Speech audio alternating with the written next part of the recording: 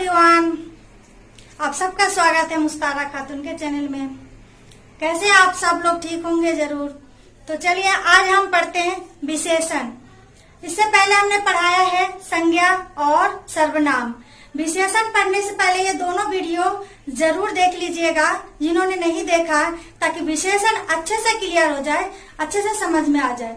तो विशेषण पढ़ने से पहले हम एक बार बताते हैं संज्ञा किसे कहते हैं। बताया था किसी भी नाम को संज्ञा कहते हैं, चाहे किसी का भी नाम हो, किसी व्यक्ति, वस्तु, स्थान या भाव के नाम को संज्ञा कहते हैं। और सर्वनाम भी पढ़ा है आपने, सबको पता है, फिर भी एक बार पता चलना चाहिए कि संज्ञा के स्थान पर प्रयोग होने वाले शब्द को सर्वनाम कहते हैं, जैसे वह, हम, तुम, मैं, ये सारे। अब पढ़ेंगे विशेषण। तो विशेषण क्या है? इंग्लिश में कहते हैं एडजेक्टिव। विशेषण की परिभाषा देखते हैं। संज्ञा और सर्वनाम शब्दों की विशेषता प्रकट करने वाले शब्दों को विशेषण कहते हैं। यानी संज्ञा और सर्वनाम शब्द की विशेषता बताने वाले शब्द को विशेषण कहते हैं। जो विशेषता बताए वो विशेषण है। संज्ञा और सर्वनाम की विशेषता बताई जाती है, इसीलिए उसको विशेषण कहते हैं। वही सब विशेषण कहलाते हैं। तो आगे देखते हैं। जिन शब्दों की विशेषता प्रकट की जाती है उन्हें विशेषण कहते हैं। जिन शब्दों की विशेषता प्रकट की जाती है, जैसे किसी की विशेषता बता रहे हैं, जिसकी बता रहे हैं, वो विशेषण कहलाते हैं। इतना समझ में आ गया? तो विशेषण क्या है? किसी भी गुण, दोष, किसी की अच्छाई, खासियत, सिर्फ इतना ही विशेषता नहीं है। विशेषण नहीं है कि विशेषता बता दिए किसी की, यानी किसी की अच्छाई ही बताना है तो विशेषण कहलाएगा, ऐसा कुछ नहीं है। जैसे सुंदर लड़की, तो लड़की की विशेषता बता रहे हैं और सुंदर है तो सुंदर विशेषण कहलाएगा। लेकिन इसमें हम बोल सकते हैं कोई मोटी लड़की या मोटा लड़का या छोटा लड़का, इस तरह से उसकी अच्छाई, बुराई कुछ भी बोल सकते हैं, तो क्या कहलाएंगे? विशेषण। इसमें आगे देखिए। हाँ, अगर हम बताते हैं विशेषण, कैसे पता चलेगा? कच्चा आम मत खाओ। एक हमने वाक्य लिया, उदाहरण लिया है, क्या है? कच्चा आम मत खाओ। कच्चा हो गया हमारा विशेषण। आम क्या है? संज्ञा है।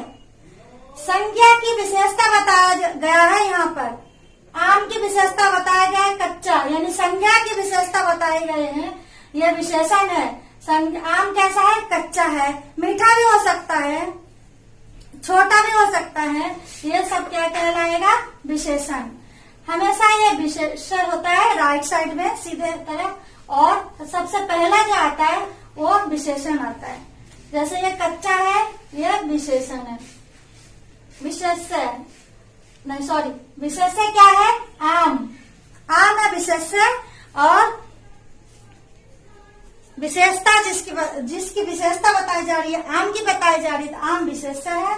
और जो बताया जा रहा है गुण, दोष, अच्छा, बुरा, कच्चा, छोटा, मोटा, पतला, ये सारे क्या है? विशेषण है। इतना समझ में आ गया? संज्ञा या सर्वनाम शब्द की विशेषता बताने वाले शब्द को विशेषण कहते हैं, और जिसके बारे में बताया जाता है वो विशेषण है। क्लियर इतना? अब और थोड़ा उदाहरण ले लेते हैं। जैसे मैदान में गाय, सफेद गाय घास चर रही है, तो गाय क्या है? संज्ञा है। और गाय कैसी है? सफेद है, तो सफेद विशेषण है। काला घोड़ा, घोड़ा कैसा है? काला, काला हो गया विशेषण, और घोड़ा विशेषण। इस तरह से समझ में आ गया होगा आपको। आगे हम देखते हैं विशेषण के भेद। विशेषण के भेद। विशेषण 4 प्रकार के हैं। सबसे पहला क्या है? गुणवाचक विशेषण। दूसरा संख्यावाचक विशेषण। तीसरा है परिमाणवाचक विशेषण, और चौथा है सर्वनामिक विशेषण। गुणवाचक, संख्यावाचक, परिमाणवाचक और सर्वनामिक विशेषण। विशेषण के 4 भेद, 4 नाम याद रखना, समझ में आ जाएगा। इसके नाम से ही पता चल जाएगा कि कौन सा विशेषण है। तो आइए क्लियर करते हैं। सबसे पहला क्या है? गुणवाचक विशेषण। गुणवाचक विशेषण के बारे में क्या? संज्ञा और सर्वनाम शब्दों की गुण, दोष, स्वाद, आकार, रंग और अवस्था आदि की विशेषता प्रकट करने वाले विशेषणों को गुणवाचक विशेषण कहते हैं। किसी की भी विशेषता बता सकते हैं। यहाँ गुण दोष भी हो सकते हैं, स्वाद हो सकता है, जैसे खट्टा मीठा बताया, आकार छोटा बड़ा मोटा पतला, रंग काला गोरा, कुछ भी, सारे कौन से विशेषण में आ जाएंगे? गुणवाचक विशेषण में आ जाएंगे। काला गोरा मोटा पतला लाल छोटा सब चीज हो जाएगा, ये किस में आएंगे? गुणवाचक विशेषण में। ये क्लियर होगा पहला। इसमें जैसे बोल सकते हैं, पहले भी बताया कि मोटा लड़का या मोटा आदमी या मीठा आम, खट्टा आम, इस तरह का है, ये सारे गुणवाचक विशेषण में आते हैं। दूसरा क्या है? इसके बाद दूसरे नंबर में क्या है? संख्यावाचक विशेषण। इसके भी नाम से पता चल रहा है संख्या, इसमें संख्या का पता चलता है। जिस विशेषण में संख्या का पता चलेगा वो संख्यावाचक विशेषण कहलाते हैं। देखिए, जिन विशेषण शब्दों से संज्ञा और सर्वनाम की संख्या का बोध होता है, उन्हें संख्यावाचक विशेषण कहलाते हैं। वे संख्यावाचक विशेषण 2 प्रकार के हैं, एक निश्चित संख्यावाचक विशेषण और दूसरा अनिश्चित संख्यावाचक विशेषण। निश्चित संख्यावाचक विशेषण जैसे 5 पांडव वन की ओर गए। 5 पांडव कितने हैं? 5 है। 5 संख्या है ना, संख्या का पता चल रहा है, गिनती पता चल रहा है, इसमें पता चल रहा है कि हाँ 5 है या 4 है या 3 है, वो संख्या पता चल रहा था, वो संख्यावाचक विशेषण है। और इसमें निश्चित है, गिनती है, गिनती हो सकती है, इसलिए 5 पांडव वन की ओर गए, तो 5 क्या है?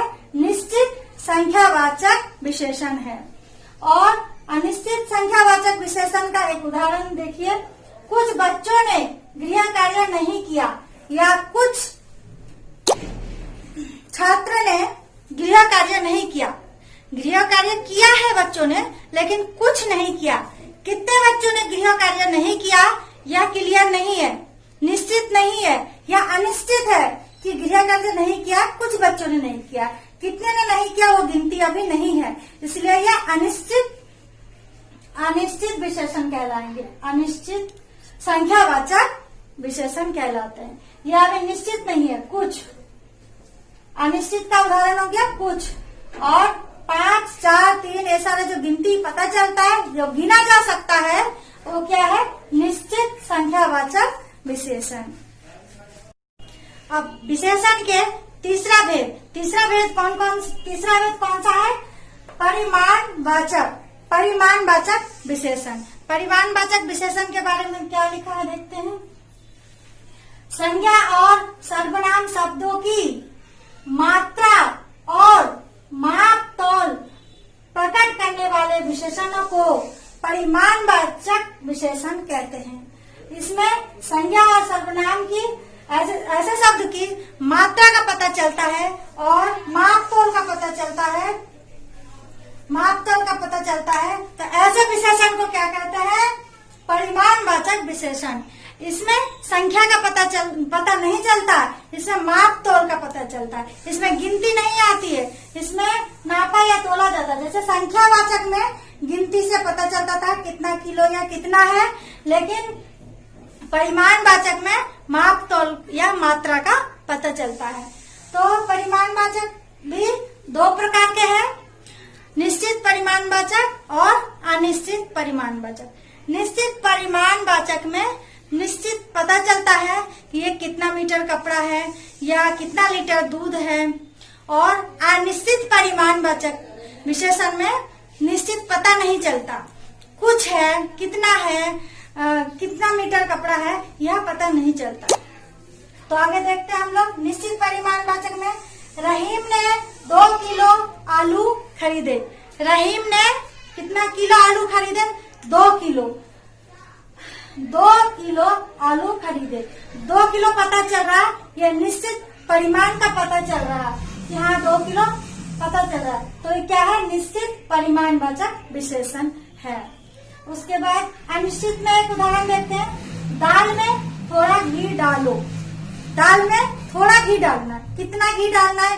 कितना किलो दूध घी लाने को कह रहा है या डालने को कह रहा है, यह पता नहीं है, थोड़ा बोला गया है। तो थोड़ा क्या है? थोड़ा क्या है? अनिश्चित परिमाणवाचक विशेषण है थोड़ा। या जैसे कहते हैं बच्चों को थोड़ा दूध दे दो, तो थोड़ा दूध देना, कितना लीटर दूध देना, 5 लीटर दूध लाना या किसी को देना 1 लीटर, या ऐसा नहीं कहा गया। बच्चों को थोड़ा दूध दे दो या कुछ दे दो, तो ये सब क्या है? अनिश्चित परिमाणवाचक विशेषण। समझ में आ गया? अब लास्ट जो है, चौथा जो होता है हमारा विशेषण के भेद में, क्या है? सर्वनामिक विशेषण। सर्वनाम तो पहले पढ़ा है, जैसे राहुल एक लड़का है, अच्छा लड़का है, वह स्कूल जाता है, तो वह हो गया सर्वनाम। लेकिन अगर हम कहते हैं वह राहुल का घर है, तो राहुल से पहले बोला वह क्या इशारा कर रहा है? विशेषण की तरफ इशारा कर रहा है। राहुल हो गया संज्ञा और उसकी विशेषता बता रहे हैं सर्वनाम शब्द से, यानी वह बोलकर, तो वह क्या है? सर्वनामिक विशेषण है। तो देखिए यहाँ पर क्या है?